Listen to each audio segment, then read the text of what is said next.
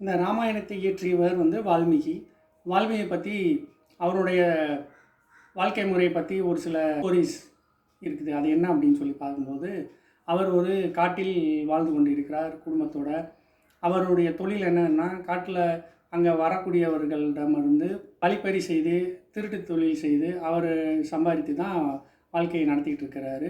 Sometimes அந்த வழிப்போக்கர்களை அடித்து துன்புறுத்தக்கூடிய செயல்களும் அவர் செய்திருக்கிறார்னு சொல்லப்படுகிறது.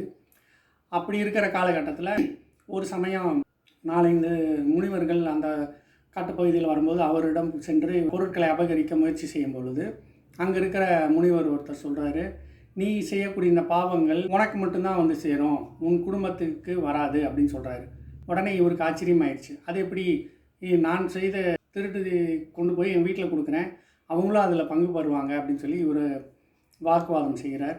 இல்லை, நீ போய் உன் மனைவிட்டையும் பிள்ளைகளிடம் கேள் அப்படின்னு சொன்னோனையும் வால்மீகி வீட்டுக்கு போய் அவங்க மனைவிட்ட கேட்கும்போது அவங்க என்ன சொல்கிறாங்க, சம்பாதித்து வருவது கணவனின் கடமை, என்ன எப்படி சம்பாதிக்கிறாரு என்ன பண்ணுறாருன்னு எனக்கு தெரியாது, நீங்கள் கொண்டு வந்ததை நான் குடும்பத்தை நடத்துகிறேன், அதனால் நீங்கள் செய்ய பாவங்கள் எனக்கு என் குழந்தைகளுக்கும் வராது அப்படின்னு சொல்லி அவங்க ஒய்ஃப் சொன்னார்.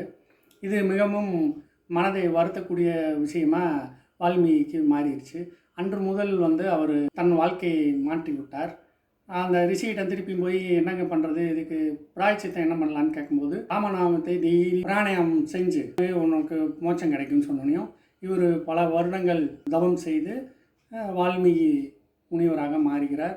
அதன் பிறகு இந்த ராமாயணத்தை இயற்றியதாக கதை உண்டது. மேலும் இதை பற்றி பார்ப்போம்.